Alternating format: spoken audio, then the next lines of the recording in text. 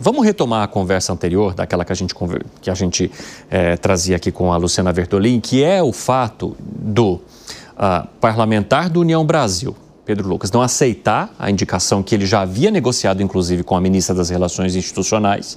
Aí depois ele volta atrás, fala que vai levar isso para o partido, para que haja uma decisão de bancada e fala, olha, presidente, desculpa, mas eu não vou aceitar, não, o Ministério das Comunicações que o senhor está querendo me dar. Aí o governo fica pé da vida com isso, mas acontece o quê, né, Zé Maria Trindade? Ele não pode também ser rígido demais e falar, olha, União Brasil, não vou entregar mais nada para vocês, vão se ferrar, porque o presidente do Senado é do partido, Davi Alcolumbre. Então fala, olha, não dá para a gente ficar mal com o presidente do Senado. E aí, há então uma costura para trazer alguém, digamos, mais técnico para esse cargo, seu Zé? Pois é, mais do que filiado ao Desunião Brasil, é como ele é chamado no Congresso Nacional, foi exatamente o presidente do Senado que fez essa articulação toda ali de troca do Juscelino para a liderança do União na Câmara e pega o líder do União na Câmara e leva para ser ministro, né? Mas aí houve uma reação interna muito forte. O União Brasil, ele é desunido por natureza, foi uma junção de partidos, não foi uma criação de partidos, nenhuma união partidária. Lá, nitidamente, lideranças ali do DEM, né, que é o ex-PFL, e do PSL estão ali, claro. Houve uma disputa muito grande do Rueda com o antigo presidente, que era o chefe dele, o brother, e virou inimigo. Então, o partido meio conturbado. E 70% dos deputados do União assinaram aquele requerimento de urgência para o projeto de anistia, né? Isso provocou uma divergência. Agora, essa história, me falaram o seguinte, é a mesma coisa de defunto não querer cova. Deputado ali de segundo escalão rejeitar um ministério que é considerado de primeiro escalão na esplanada, isso é uma grande novidade. Haja pressão, né? Então, isso que está assustando. E o presidente ficou irritado.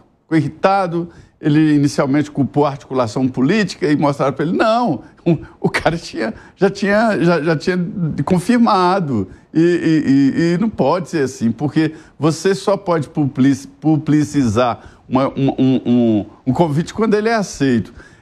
Tem uma história muito interessante do Tancredo, o Milton Reis, ele queria ser secretário do Tancredo lá em Minas, e começou a publicar notinha, ele publicava notinha, dava notinha nos jornais, olha, o Milton Reis está cotado para a Secretaria do Trabalho e tal. Aí depois ele foi no Tancredo e falou, olha, governador, eu estou aí citado pela imprensa como possível secretário do Trabalho, o que eu digo? Aí o Tancredo respondeu para ele, você disse que foi convidado e que não aceitou. Mas aí era uma história lá de que não houve convite. Quando o convite é feito, fica complicado e constrangedor. É um momento constrangedor. Muito bom, Zé. Muito boa essa citação, essa recordação. E aí, Segré, como é que você avalia mais essa atrapalhada envolvendo um ministério do governo Lula? Vamos lembrar. Colocar uma pessoa técnica é muito válido, me parece bem, de que uma pessoa que vem já da área e não é político pode fazer um trabalho um pouco mais técnico. O presidente da Telebrás, devemos lembrar, foi durante 10 anos diretor da Oi. É uma empresa que hoje está praticamente sem nenhuma atividade e com algumas questões de dependências de valores, né? Valores Sim. Em termos de que deixou muita dívida, enfim. A outra questão é que ele está presidindo a Telebrás desde 2023 e parece uma pessoa que sabe da área. E a outra opção, não aceitando, se ele não aceitar, seria o presidente do Conselho da Telebrás. Então estamos falando de pessoas técnicas, me parece valioso. Agora, por que, vou tentar adivinhar a resposta sobre a pergunta que o Zé Maria fez e por que um deputado do segundo escalão não aceitaria um ministério do primeiro escalão. Deve ter visto a pesquisa da Paraná Pesquisa que saiu hoje, que mostra que a impopularidade do governo Lula está em 57% e continua crescendo. Então fala, cara, será que eu vou colocar a minha digital aí num governo que está impopular para ter que sair daqui a um ano, no máximo, para concorrer e ter em risco a minha reeleição como deputado? E a resposta, quando a gente avalia risco e retorno, é claramente falar, Não, melhor eu fico onde estou, que estou bem. Ô Felipe Monteiro, você acha que esses deputados, né, ou esse deputado neste caso que foi convidado, o partido como um todo já estaria de olho na próxima eleição e por isso fala melhor a gente não mexer tão intensamente com esse governo?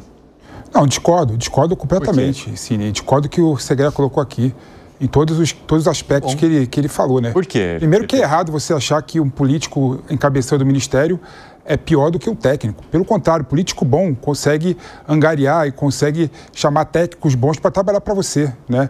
E mais do que isso, político bom tem que ter visão de longo prazo. Então, faz bem para a política, né, ter político bom em cargos ministeriais, de primeiro e segundo escalão. Claro que faz. Mas, infelizmente, nossa sociedade vive a época de demonizar os políticos, né, e criminalizar a política. E eu não sou dessa linha, não é? Esse é o primeiro aspecto. O segundo aspecto é o seguinte, é um ministério completamente importante. Completamente importante. Vou lembrar que a política de inclusão digital passa pelo Ministério das Comunicações. Ou seja, tem difusão, né, em todos os estados da federação, área rural, área urbana, não é? Você pensar na política de telecomunicação, banda larga, a questão das fibras óticas, né, passa pelo Ministério da Comunicação. E isso é importante para o Brasil, é importante para o desenvolvimento do Brasil. Então, quando eu vejo um deputado federal que recusa, né, o chamado cívico, né, para participar de um cargo, né, com essa relevância, para pensar na sua eleição, eu vejo que esse deputado não tem nenhum tipo de visão de médio e longo prazo. Para o partido, faz todo sentido ter um político e faz todo sentido pegar essa pasta e fazer política séria, né? Inclusão digital, política de telecomunicação, banda larga, 5G, tudo que a gente precisa hoje em dia. Mas você acha que o partido queria isso, Pepe?